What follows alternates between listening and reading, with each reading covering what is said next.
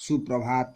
मैं जया किशोर सिंह, सरस्वती नगर बेतिया, आपकी पाठ्य पुस्तक क्षितिज में संकलित सूरदास की पद शीर्षक कविता के तीसरे पद के साथ आपके बीच उपस्थित हुआ हूँ। यह मेरी कक्षा का चौथा भाग है। प्रस्तुत पद में श्रेष्ठ कवि सूरदास जी श्री कृष्ण को गोपियों की एकमात्र अवलंब यानी सहारा बताते हुए उनकी अनुपस्थिति में उनके अनन्य प्रेम को उच्चता प्रदान किए हैं। श्री कृष्ण के प्रति गोपियों के अनन्य प्रेमावेश को अब हम पंक्ति से देखेंगे। प्रथम पंक्ति, हमारे हरि हारिल की लकड़ी। इस पंक्ति में श्री कृष्ण की प्रेम दीवानी गोपियां अपनी बात पर अडिग रहकर कहती हैं कि हे उद्धव जी, श्री कृष्ण हमारे लिए एकमात्र सहारा हैं। उसके सिवा इस संसार में कोई दूसरा हमारा नहीं है। वह वैसे ही हमारा सहारा है जैसे हारिर पक्षी के पंख में दबी हुई लकड़ी उड़ने में उसका सहारा होती है।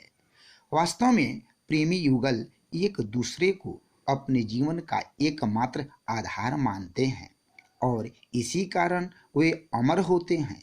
कारण यह है कि एक दूसरे के प्रति समर्पण ही प्रेम है।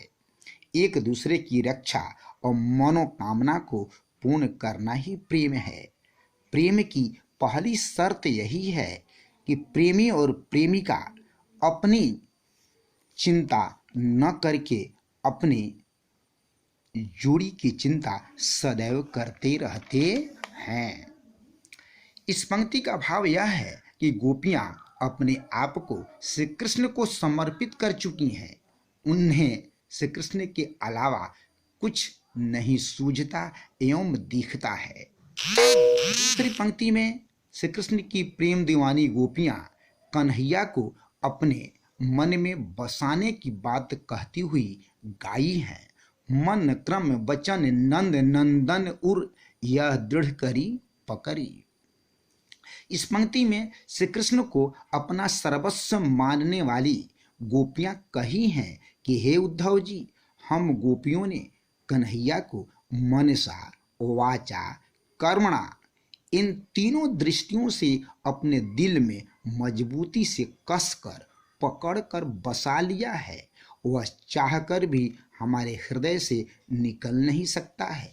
सच भी यही है कि प्रेमी अथवा प्रेमिका को मन, वाणी एवं कर्म से एक दूसरे के प्रति इतना समर्पित होना चाहिए कि अपनी सुधि नहीं हो। दोनों एक दूसरे के दिल से निकलकर अन्यत्र जाने की चाहत नहीं रखते हों। भाव यह है कि गोपियां श्री कृष्ण को अपना भगवान मानकर अपने को भक्त मान ली हैं। सूरदास के इसी भाव को कबीर ने व्यक्त करते हुए कहा है, नैनों की करी कोठरी पुतली पलंग बिछाए, पलकों के चिकडारी के पिया को लिया रिझाए।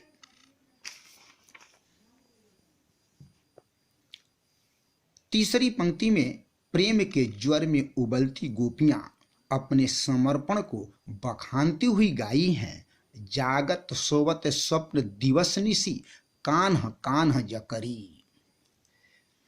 इस पंक्ति में अपने सर्वस्व समर्पण को व्यक्त करती हुई गोपियां कहती हैं कि हे भ्रमर, हम अपने बारे में क्या क्या बतावें। तुम सिर्फ इतना ही जान लो, समझ लो कि हम अपने श्री कृष्ण में इतना रच पच गई हैं कि रात दिन जागते सोते एवं सपने में भी सिर्फ और सिर्फ अपने कन्हैया का नाम ही रटती रहती हैं। हमें सदैव कन्हैया ही दिखता है, सूझता है। उस कन्हैया के बिना हम अपने आप को एक क्षण भी चैन में नहीं पाती हैं। भाव यह है कि गोपियां अपने कन्हैया को इस प्रकार अपने अंदर बसा ली हैं कि सदा ही उन्हें कन्हैया के सिवा कुछ नहीं सूझता है। सूरदास जी के इसी भाव से समता वाला भाव महात्मा कबीर ने व्यक्त करते हुए कहा है, आँखिया झाई पड़ी हो पथ निहार निहार, मुहावा छाला पड़ी हो नाम पुकार पुकार। मित्रों, आज की कक्षा को यहीं स्थगित करते हुए आपके लिए गृह कार्य इस प्रकार है। गोपियां किन किन आधारों पर श्री कृष्ण को अपना बनाई हैं? गोपियां श्री कृष्ण का नाम ही दिन रात क्यों रटती हैं? हारिल पक्षी अपने पंजे में लकड़ी को क्यों दबाए रहते हैं? जय हिंद, जय भारत।